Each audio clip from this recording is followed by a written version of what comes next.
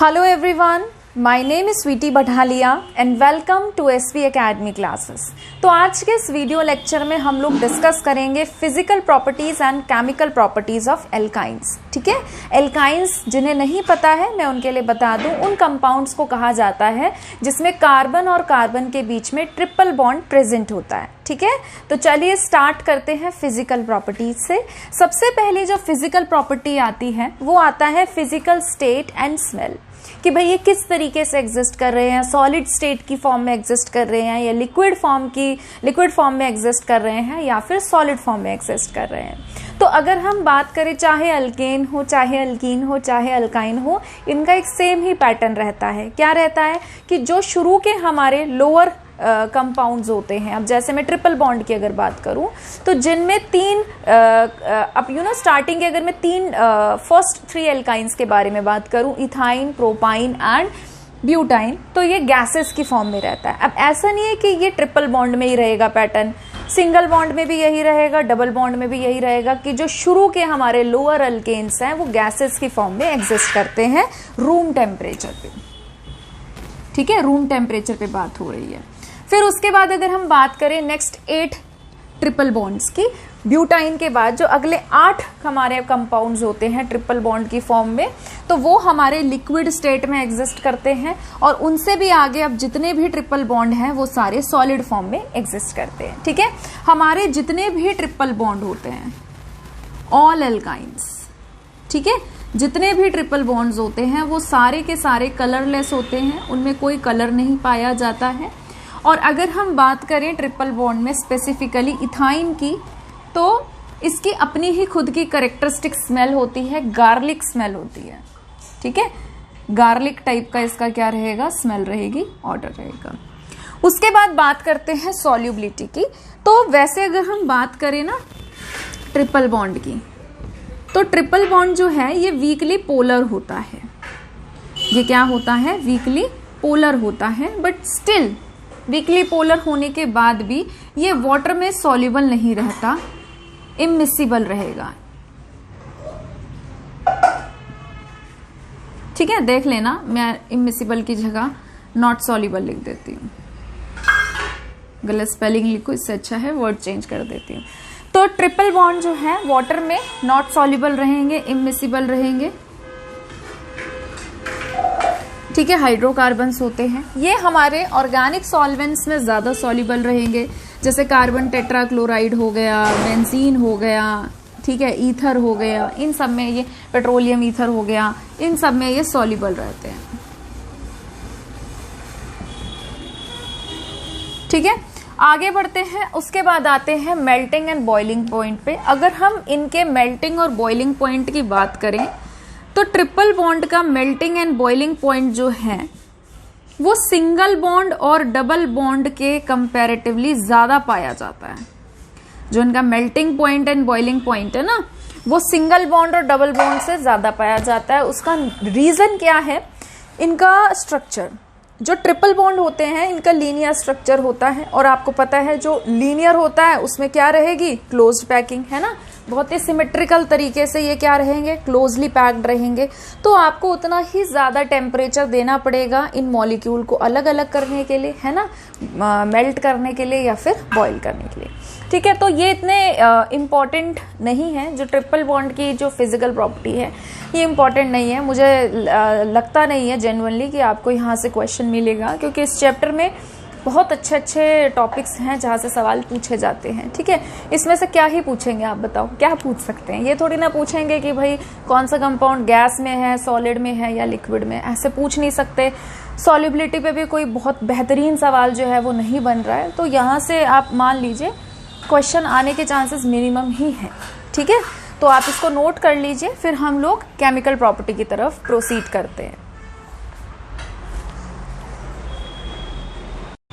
ठीक है, चलिए आगे बढ़ते हैं। अब हम लोग स्टार्ट करेंगे केमिकल प्रॉपर्टीज ऑफ एल्काइंस को, और ये आप आप मार्क कर लीजिए कि ये टॉपिक बहुत बहुत बहुत इंपॉर्टेंट है। ठीक है, अब आप पूछें कि किस पॉइंट ऑफ व्यू से मैं कह रही हूँ, एग्जाम के पॉइंट ऑफ व्यू से तो डेफिनेटली ये इंपॉर्टेंट है। अगर आप एंट्रेंस की तैयारी कर रहे हैं तो बहुत इंपॉर्टेंट है, और अगर आप केमिस्ट्री को ऐसे पढ़ते हैं कि हम स्कोर करने के लिए नहीं पढ़ रहे हैं, हमें सब्जेक्ट में इंटरेस्ट है और हम जेन्युइनली समझना चाहते हैं चीज़ों को, तो उस रिस्पेक्ट में भी ये बहुत इंपॉर्टेंट क्वेश्चन है। अगर आप क्लास 12th के बच्चे हैं, आप कन्वर्जन के रिस्पेक्ट में देख रहे हैं, तो भी ये टॉपिक जो है बहुत ही इम्पॉर्टेंट टॉपिक है। मुझे पर्सनली ऐसा लगता है कि आपके कॉन्सेप्ट मेकिंग में काफ़ी इंपॉर्टेंट रोल प्ले करेगा ये वाला टॉपिक। ठीक है, तो चलिए स्टार्ट करते हैं। अच्छा, ये मैंने आपकी कन्वीनियंस के लिए लिखा है, इसे बेसिकली हम क्लास 11th के चैप्टर नंबर 3 पीरियोडिसिटी चैप्टर में पढ़ते हैं। तो यहाँ पे मैंने हाइड्रोकार्बन लिखा है, यहाँ पे मैंने हाइब्रिडाइजेशन के बारे में लिखा है। ठीक है, दिस इज हाइब्रिडाइजेशन। ये जो है ये है एस करेक्टर, कि कितना % एस करेक्टर रहेगा, and this is electron negativity, जो मैं पर्सनली चाहती हूं कि आपको याद होनी चाहिए। ठीक है, ये आपको याद होनी चाहिए, क्योंकि इलेक्ट्रॉन नेगेटिविटी में शुरू से फर्स्ट डे से इस चीज को कहती आ रही हूँ कि इलेक्ट्रॉन नेगेटिविटी आप जरूर याद रखें। ये आपके बहुत सारे क्वेश्चंस को सॉल्व करवाने में मदद करती है, इंपॉर्टेंट रोल प्ले करती है। अच्छा, तो मैंने यहाँ पर क्या लिखा है, यहाँ से सवाल तो देखो बहुत सारे तरीके के बन सकते हैं, अलग अलग वैरायटी ऑफ क्वेश्चंस बन सकते हैं, बट इस समय जो मैं टॉपिक पढ़ाना चाहती हूँ वहां पे कहाँ पे काम आएगा, आपको बेटा ये बात बहुत अच्छे से पता होनी चाहिए कि अगर कार्बन सिंगल बॉन्ड बना रहा है तो कार्बन की इलेक्ट्रॉन नेगेटिविटी होती है 2.48, जिसे आप 2.5 करके याद रखते हैं।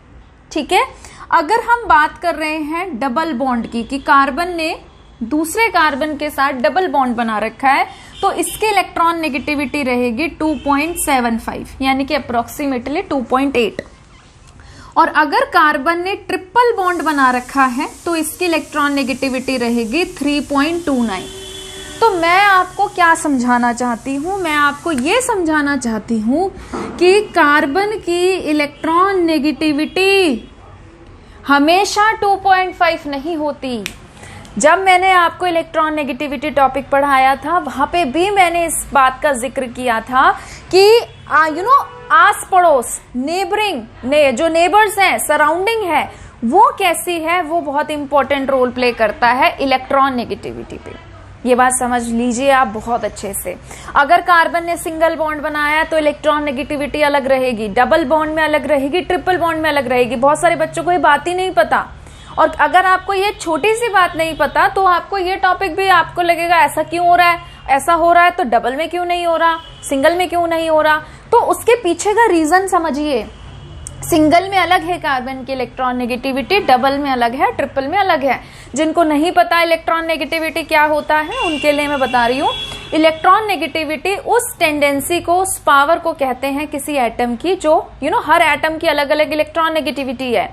तो कार्बन की तो सोचो, जैसे कार्बन है, अब डबल में अलग है, सिंगल में अलग है, ट्रिपल में अलग है। तो ये कार्बन की क्षमता है कि वो एक बॉन्ड के shared pair of electron, bond के इलेक्ट्रॉन को अपनी तरफ कितना आकर्षित कर सकता है। समझ में आया? हर एलिमेंट की हर एलिमेंट के एटम की इलेक्ट्रॉन नेगेटिविटी अलग होती है, और इलेक्ट्रॉन नेगेटिविटी कोई फिक्स्ड नंबर नहीं होता। अगर आसपास की सराउंडिंग चेंज करोगे, इलेक्ट्रॉन नेगेटिविटी झट से चेंज हो जाती है। ठीक है, आप कभी देखना बहुत जगह पे ऐसे रहता है, हाइड्रोजन की इलेक्ट्रॉन नेगेटिविटी 2.1, गूगल करना कभी आपको शायद मिलेगी 2.2। क्लोरीन की देखना, कहीं आपको दिखेगी 3.12, कहीं दिखेगी 3.15, कहीं दिखेगी 3.17। इसका मतलब ये नहीं है कि आपको कोई बता रहा है तो गलत बता रहा है, नहीं, ये बहुत सारे फैक्टर्स पे डिपेंड करती है। अगर आपके फैक्टर्स चेंज हो रहे हैं तो इलेक्ट्रॉन नेगेटिविटी झट से चेंज हो जाती है, अगर स्केल चेंज हो रहा है तो इलेक्ट्रॉन नेगेटिविटी चेंज हो जाती है। ठीक है, चलो अब इस पे ज्यादा समय नहीं खराब करेंगे, हम अपने मेन टॉपिक पर आ जाते हैं। तो इस बात से आप क्या समझे कि अगर सिंगल बॉन्ड है, अलग इलेक्ट्रॉन नेगेटिविटी, डबल में अलग, ट्रिपल में अलग। ठीक है, हम फिलहाल पढ़ रहे हैं ट्रिपल बॉन्ड। अब देखिए, मान लीजिए जैसे आपके पास है ये ट्रिपल बॉन्ड, ठीक है, और आपने इसकी रिएक्शन कराई सोडियम मेटल के साथ। आपने इसकी रिएक्शन किसके साथ कराई? सोडियम मेटल के साथ। ठीक है, अब देखिए क्या है, जो आपका कार्बन है, ट्रिपल बॉन्ड जो बना रहा है, उसकी इलेक्ट्रॉन नेगेटिविटी कितनी है? उसकी इलेक्ट्रॉन नेगेटिविटी है 3.29, ठीक है।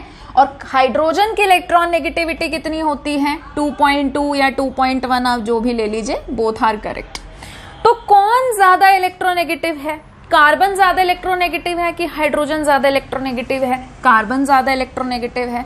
तो कार्बन क्या करेगा, इस बॉन्ड के इलेक्ट्रॉन को अपनी तरफ आकर्षित करेगा, ठीक है, खींचेगा। अब देखिए ऑलरेडी इसके पास क्या है, ट्रिपल बॉन्ड। जब भी डबल बॉन्ड या ट्रिपल बॉन्ड होता है वो साइड वाइज ओवरलैपिंग से बनता है, ठीक है। अपर लोब अपर के साथ, लोअर लोब लोअर के साथ, तो इस तरीके से साइड वाइज ओवरलैपिंग होती है। तो जो पाई इलेक्ट्रॉन क्लाउड रहेगा वो प्लेन के ऊपर रहेगा और प्लेन के नीचे रहेगा, है ना। तो यहाँ पे ऑलरेडी इलेक्ट्रॉन डेंसिटी है above the plane and below the plane, sigma तो बनाया ही हुआ है इन्होंने। अब साथ में ज्यादा इलेक्ट्रॉन नेगेटिविटी होने की वजह से इसने बॉन्ड के इलेक्ट्रॉन को भी अपनी तरफ आकर्षित कर लिया। तो कार्बन की तरफ इलेक्ट्रॉन का भरमार हो रहा है और इलेक्ट्रॉन पे कैसा चार्ज होता है, नेगेटिव। तो यहाँ पे कैसा चार्ज आ रहा है, पार्शियल नेगेटिव, यहाँ पे भी पार्शियल नेगेटिव, ये भी तो खींच रहा है ना यहाँ से इस वाले से। तो हाइड्रोजन पे क्या हो रही है, इलेक्ट्रॉन की कमी। जब इलेक्ट्रॉन की कमी होती है तो उसे कौन से साइन से दिखाते हैं हम, प्लस से। तो यहां मैंने लिख दिया पार्शियल पॉजिटिव, पार्शियल पॉजिटिव, ठीक है। अब जो हमारा ट्रिपल बॉन्ड होता है ये वीकली एसिडिक इन नेचर होता है। कैसा होता है, वीकली एसिडिक इन नेचर। और छोटी क्लास से पढ़ते आ रहे हैं हम ये चीज कि जो एसिड है वो डिसोसिएट होकर H+ देगा, जो एसिड है वो डिसोसिएट होकर क्या देगा, H+। जो एसिड है वो मेटल के साथ रिएक्ट करके क्या लिबरेट करेगा, हाइड्रोजन गैस। पढ़ते हैं ना, 10वीं में पढ़ते हैं ये रिएक्शन। फिर जो एसिड है वो बेस के साथ रिएक्ट करके क्या बनाएगा, सॉल्ट। तो ये प्रॉपर्टीज होती हैं, जो एसिडिक इन नेचर होते हैं कंपाउंड, उनकी प्रॉपर्टीज है ये कि वो डिसोसिएट होकर H+ दे सकते हैं, वो मेटल के साथ रिएक्ट करके हाइड्रोजन गैस लिबरेट कर सकते हैं। पढ़ते हो ना, जैसे जिंक है HCl के साथ रिएक्ट करके नहीं बनाता, ZnCl2 और हाइड्रोजन गैस लिबरेट करता है। पढ़ा नहीं है, छोटी क्लास से पढ़ते आ रहे हैं। तो क्या है ये, मेटल है, मेटल एसिड के साथ रिएक्ट करके क्या बन रहा है, लिबरेट कर रहा है हाइड्रोजन गैस। तो वही तो कह रही हूं मैं कि जो आपके पास एसिडिक इन नेचर है वो मेटल के साथ लिबरेट करके क्या बना सकता है, हाइड्रोजन गैस बना सकता है, उसको लिबरेट करा सकता है। ये बात आपको समझ में आई। अब मैंने आपको ये बात क्यों बताई, बहुत सारे बच्चे सोचते हैं ऐसा, ठीक है, कुछ पूछते भी हैं, कुछ बेचारे पूछ नहीं पाते, दिमाग में ही रखते, फिर सोचते हैं चलो छोड़ो। छोड़ना नहीं है, आप इस बात को समझिए ध्यान से। आप ये देखिए कि भाई क्यों है ऐसा कि ट्रिपल बॉन्ड एसिडिक है, ठीक है, जबकि सिंगल और डबल बॉन्ड नहीं है, क्योंकि वहां पे इलेक्ट्रॉन नेगेटिविटी में डिफरेंस नहीं है इतना। जैसे मान लो यहाँ पे हाइड्रोजन है, ठीक है, तो यहाँ है इलेक्ट्रॉन नेगेटिविटी 2.48, इसकी कितनी है 2.2। तो यहाँ इतना इलेक्ट्रॉन नेगेटिविटी में डिफरेंस नहीं है, ना के बराबर है।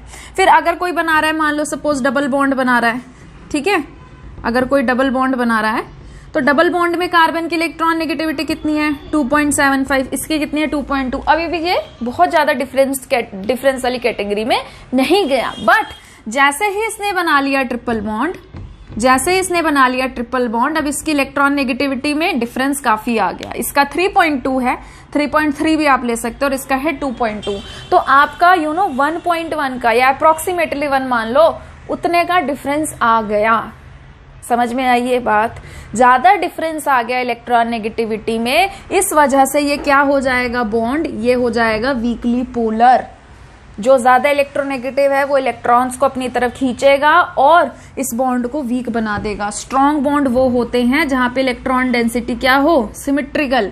जब ऐसी सिचुएशन आ जाए, एक तरफ ज्यादा इलेक्ट्रॉन डेंसिटी, एक तरफ कम इलेक्ट्रॉन डेंसिटी, वो बॉन्ड हो जाता है वीक, और ऐसे बॉन्ड क्या रहते हैं, स्ट्रॉन्ग। तो सेम ही तो चीज हुई है यहाँ पे, कार्बन और हाइड्रोजन की इलेक्ट्रॉन नेगेटिविटी अलग अलग हो गई, बॉन्ड क्या हो गया, weak. I hope I am very much clear कि मैं आपको यहाँ पे क्या समझाने की कोशिश कर रही हूँ। देखो, रिएक्शन बताने में 30 सेकेंड्स नहीं लगेंगे, मैं रिएक्शन लिख दूंगी, बता दूंगी, और मैं कहूंगी ये प्रोडक्ट बन रहा है। बट ये मेरी इंटेंशन नहीं है, मेरी इंटेंशन ये है कि आप जेन्युइनली समझे कि यहाँ पे क्या हो रहा है, ठीक है। क्योंकि अगर आप कॉन्सेप्ट समझते हैं फिर आप कुछ भी कर सकते हैं। कोई रिएक्टेंट दुनिया का उठा के ले आओ, कुछ भी डाल दो उसके अंदर, कॉन्सेप्ट एक ही रहेगा, आप प्रोडक्ट को प्रिडिक्ट कर पाने में कैपेबल रहेंगे। ठीक है, तो इंटेंशन समझिए उसके पीछे की। अब देखो इतनी बात क्लियर है। अब हमको पता चल गया यहाँ इलेक्ट्रॉन नेगेटिविटी का डिफरेंस है, यहाँ पे चार्ज आ गया और चार्ज आ गया, बॉन्ड वीक हो गया तो वो टूट के H+ दे सकता है, तो ये एसिडिक कैरेक्टर शो कर सकता है। सिंपल सी बात है। अब है सोडियम। सोडियम क्या रोल प्ले कर रहा है? सोडियम का एटॉमिक नंबर है 11, कॉन्फ़िगरेशन है 281। ये चाहता है कि ये एक इलेक्ट्रॉन लूज कर दे और इनर्ट गैस वाली इलेक्ट्रॉनिक कॉन्फ़िगरेशन को अटेन कर ले। ठीक है, तो सोडियम कहेगा मैं भैया एक इलेक्ट्रॉन लूज करना चाहता हूं और स्टेबल कॉन्फ़िगरेशन को अटेन करना चाहता हूं। 281 से मैं किस में जाना चाहता हूं? 28 में जाना चाहता हूं। कर देगा ये लूज। और आपको पता है सोडियम तो एस ब्लॉक का एलिमेंट है ना, एल्कली मेटल है। अल्कली मेटल और अल्कलाइन अर्थ मेटल जो है उनकी तो क्षमता है भर भर के इलेक्ट्रॉन देते हैं, क्योंकि उनको स्टेबल कॉन्फ़िगरेशन अटेन करनी होती है। तो इसका नेचर इलेक्ट्रॉन देने का है, ये दे देगा। इसका नेचर क्या है? H+ देने का, ये भी दे देगा कि भैया लो हम तो शो करेंगे एसिडिक नेचर।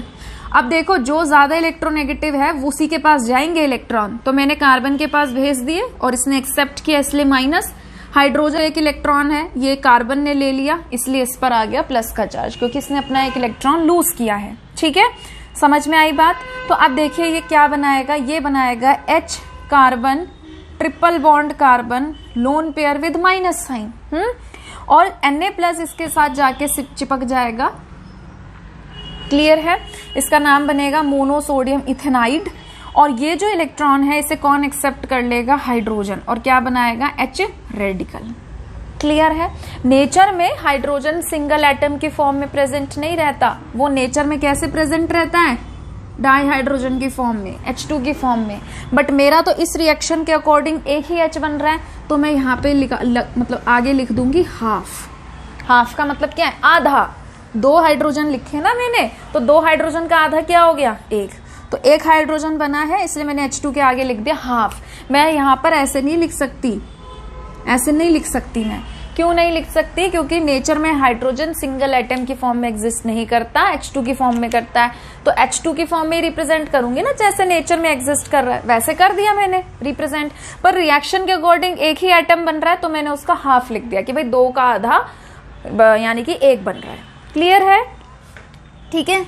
अब देखिए कुछ बच्चे ऐसे होंगे जिनका कॉन्सेप्ट क्लियर होगा, उनको लग रहा होगा कि मैडम ऐसे क्या बातें बता रही है, ये कोई बताने की बात है। I can understand, I can definitely understand कि भाई बहुत सारे बच्चे सोच रहे होंगे कि मैडम ये क्या बता रही है। बट प्रॉब्लम इज दिस कि जब आप वीडियो बनाते हैं तो एक बच्चा या 10 बच्चे या सारे इंटेलिजेंट बच्चे नहीं देखते। बहुत सारे बच्चे ऐसे हैं जिनको कुछ बातें नहीं समझ में आती है ना। तो एज अ टीचर ये मेरी रिस्पॉन्सिबिलिटी बनती है कि मैं कोई भी चीज अगर डिलीवर कर रही हूँ तो उसे इस तरीके से डिलीवर करूँ कि उसको हर कैटेगरी का बच्चा समझ सके, है ना।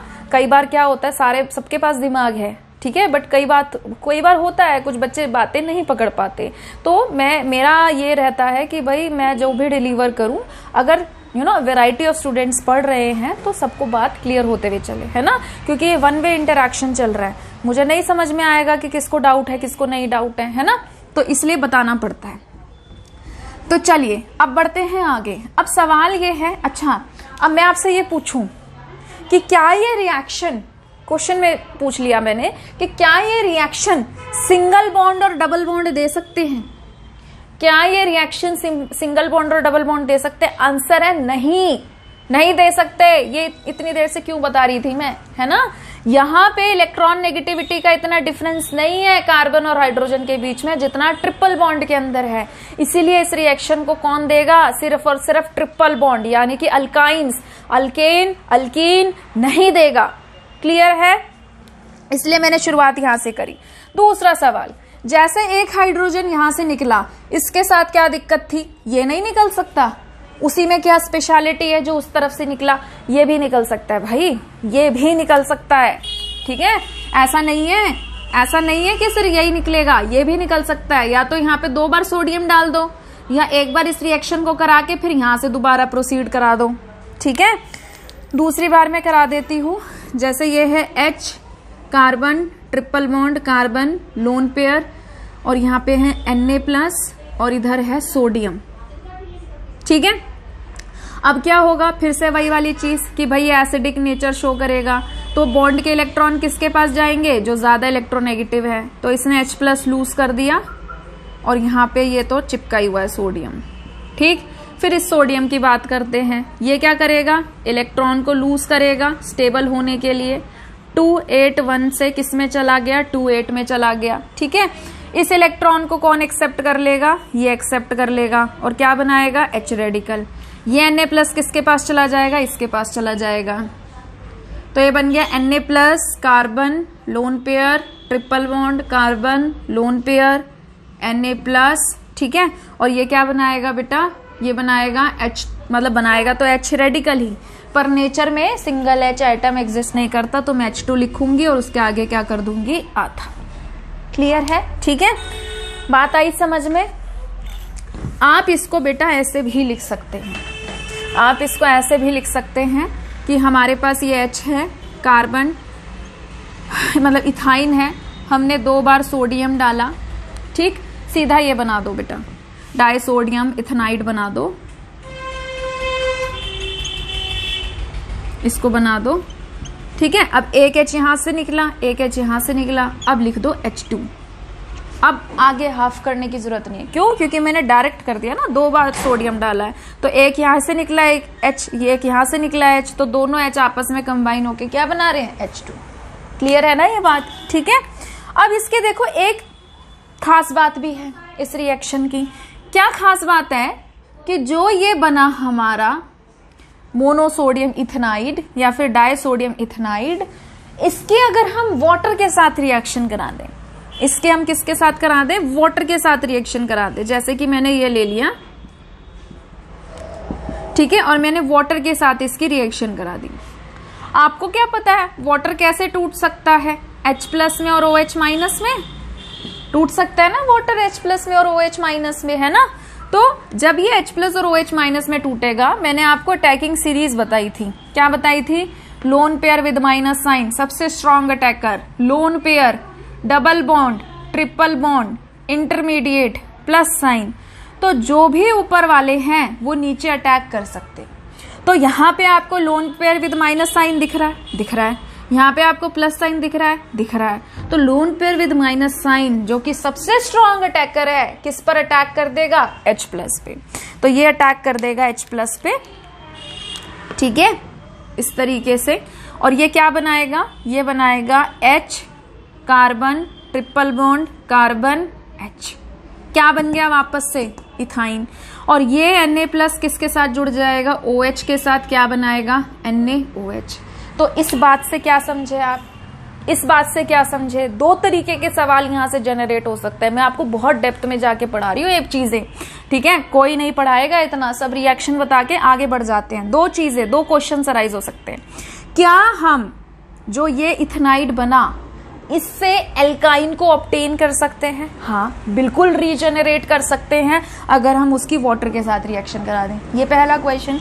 दूसरा क्वेश्चन आपका यहाँ पर क्या बनता है, अगर आपसे कोई पूछ लेना ये चीज कि ट्रिपल बॉन्ड और वाटर में कौन ज्यादा एसिडिक है, ट्रिपल बॉन्ड में और वाटर में कौन ज्यादा एसिडिक है। एसिडिक का मतलब जो H+ दे, एसिडिक उसको कहते हैं जो H+ दे। अगर आपसे कोई पूछ ले कि ट्रिपल बॉन्ड में और वाटर में कौन ज्यादा एसिडिक है, तो आपका आंसर क्या होगा, वाटर।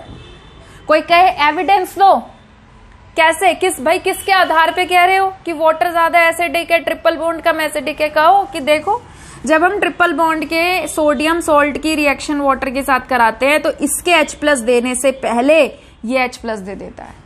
मैंने जानबूझ के ये एग्जाम्पल लिया है, मैंने जानबूझ के वाला एग्जाम्पल नहीं लिया, ठीक है। यहाँ पे भी तो H था ना, यहाँ पे भी H है, ये भी तो दे सकता था H, पर उसके देने से पहले इसने दे दिया। उसके देने से पहले किसने H दे दिया, इसने दे दिया, वाटर ने दे दिया। क्यों दे दिया, इसके पीछे भी रीजन है। देखो, वाटर में ये बॉन्ड है H और ऑक्सीजन के बीच का बॉन्ड है, इलेक्ट्रॉन नेगेटिविटी 2.2, ऑक्सीजन की 3.5 होती है। और ट्रिपल बॉन्ड में हाइड्रोजन और किसके बीच में है, कार्बन के बीच में 2.2, और कितनी है इलेक्ट्रॉन नेगेटिविटी 3.29, मान लो 3.3। कार्बन ज्यादा इलेक्ट्रोनेगेटिव है कि ऑक्सीजन ज्यादा इलेक्ट्रोनेगेटिव है? ऑक्सीजन। कार्बन से ज्यादा इलेक्ट्रोनेगेटिव है ऑक्सीजन। तो कार्बन के मुकाबले कार्बन भी खींच रहा है इलेक्ट्रॉन, अगर ट्रिपल बॉन्ड बना रखा है ये भी खींच रहा है इलेक्ट्रॉन, ऑक्सीजन भी खींच रहा है इलेक्ट्रॉन, पर जिसकी पावर ज्यादा है वो ज्यादा खींचेगा ना इलेक्ट्रॉन को। तो इस पे भी पार्शियल नेगेटिव, इस पे भी पार्शियल नेगेटिव, पर मैग्नीट्यूड नेगेटिव वाला ज्यादा किसका? जो ज्यादा इलेक्ट्रोनेगेटिव, तो यानी कि ऑक्सीजन का। तो ऑक्सीजन ने सेपरेशन ऑफ चार्ज ज्यादा किया कार्बन के मुकाबले, तो इसके टूटने से पहले ये टूट जाएगा।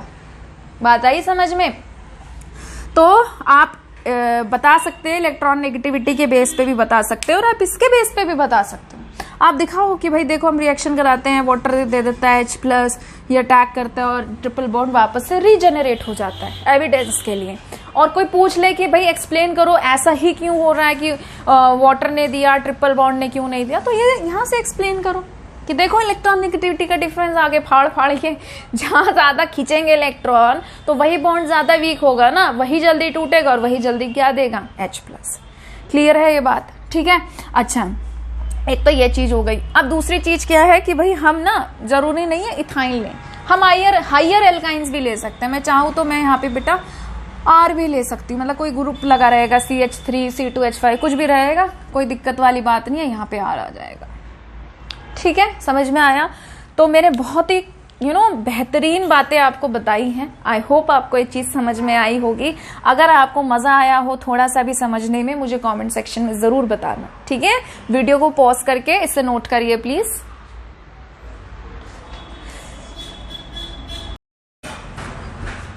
ठीक है, चलिए आगे बढ़ते हैं। ये टॉपिक अभी खत्म नहीं हुआ है, बड़ा सा टॉपिक है और काफी काम की बातें भी बताता है। अब देखिए, जैसे हमने रिएक्शन जब पढ़ी ना तो हमने मेटल के साथ रिएक्शन कराई। अब क्योंकि ये खुद ही वीक एसिडिक इन नेचर है तो ये ज्यादा वीक बेस के साथ रिएक्ट नहीं करता। आपको पता है ना, एसिड और बेस रिएक्ट करके सॉल्ट और वाटर बनाते हैं। तो अब क्या, अगर ये वीकली एसिडिक इन नेचर है, मतलब एसिडिक इन नेचर है, तो बेस के साथ रिएक्शन तो करेगा, पर क्योंकि ये वीक एसिड है तो ये वीक बेस के साथ रिएक्ट नहीं करेगा, इतनी अच्छी रिएक्शन नहीं देगा। तो हम इसके अंदर ना स्ट्रॉन्ग बेस डालते हैं। तो एक जो हम बेस और यूज कर सकते हैं वो होता है सोडा अमाइड। इसको हम क्या कहते हैं? इसे हम कहते हैं सोडा अमाइड। ठीक है, अब देखिए क्या है, सोडा अमाइड जो है ये टूटेगा Na+ में और NH2- में। इसको हम बोलते हैं अमाइड आयन। इसको हम क्या कहते हैं? Amide ion. तो जो भी हमारे बेस होते हैं, इनका मेन काम क्या होता है? टू एब्स्ट्रैक्ट द प्रोटॉन, कहीं से भी H+ को ले लेना। और यहाँ पे तो सिचुएशन ही वैसी बनी पड़ी है इलेक्ट्रॉन नेगेटिविटी की वजह से। कार्बन क्या कर रहा है? इस इलेक्ट्रॉन को अपनी तरफ खींच रहा है, पार्शियल नेगेटिव, हाइड्रोजन पे पार्शियल पॉजिटिव। इस पे भी सेम यही चीज, पार्शियल नेगेटिव पार्शियल पॉजिटिव। तो बेस क्या करेगा? यहां से H ले लेगा। ठीक है, और H लेने के बाद ये क्या बनाएगा? सेम वही चीज बना देगा। कार्बन पे lone pair with minus sign आ गया। ठीक, और यहाँ पे क्या आ गया? आपका Na+ आ गया। और NH2 ने H ले लिया, तो जैसे वहां पे सोडियम के साथ H2 गैस लिबरेट हो रही थी, यहाँ पे बनेगा अमोनिया। ठीक, फिर अगर आप चाहे तो इसको 2 बार कर सकते हैं, यहां से भी H निकल जाएगा, इधर Na आ जाएगा, 2 टाइम्स अमोनिया। नहीं तो आप इसमें भी दोबारा से क्या कर सकते हैं? NaNH2 डाल सकते हैं। तो दोबारा NH2- क्या करेगा? यहां से H ले लेगा, बनाएगा Na+, कार्बन पे माइनस का साइन, Na+, और दोबारा से क्या बना? अमोनिया। ठीक, इकट्ठे भी आप लिख सकते हैं, कोई दिक्कत वाली बात नहीं है। तो ये एक चीज हो गई, बहुत आता है नीट में ना, काफी क्वेश्चंस में ये यूज होता है। अच्छा, आगे बढ़ते हैं। मतलब आप मेंस वगैरह का पेपर देंगे तो इस तरीके की रिएक्शन ज्यादा मिलती हैं। पता है क्यों? इंपॉर्टेंट तो होती है ये, बट पढ़ते समय हम इतना डेप्थ में नहीं जाते, हम इतना ध्यान नहीं देते। ठीक है, चलो आगे बढ़ते हैं। नेक्स्ट चीज जो मैं बताने वाली हूं, कन्वर्जन में ये कहां पर काम आएगा? कन्वर्जन में ये कहां पर काम आएगा? जैसे कि फॉर एग्जाम्पल आपको दे दिया इथाइन, आपको क्या दे दिया? इथाइन, और आपसे कहा है आप इसको चेंज कर दीजिए प्रोपाइन में। किसमें चेंज कर दीजिए? प्रोपाइन में चेंज कर दीजिए। तो आप देखिए, एथ का मतलब क्या है? 2 कार्बन, और आइन का मतलब क्या है, ट्रिपल बॉन्ड, तो 2 कार्बन के बीच में ट्रिपल बॉन्ड है। प्रोपाइन का मतलब 3 कार्बन, 3 कार्बन के बीच में क्या है, ट्रिपल बॉन्ड है।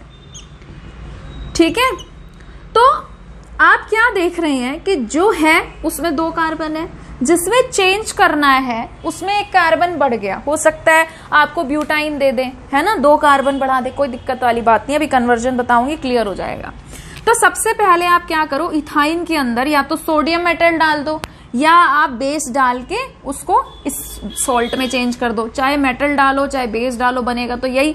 तो मैंने एक बार डाल दिया, जैसे मैंने यहां पर क्या लिया, मैंने इथाइन ले लिया और इथाइन के अंदर मैंने सोडामाइड डाल दिया, NaNH2 डाल दिया, तो ये क्या बनाएगा, ये इस तरीके से प्रोडक्ट बना देगा।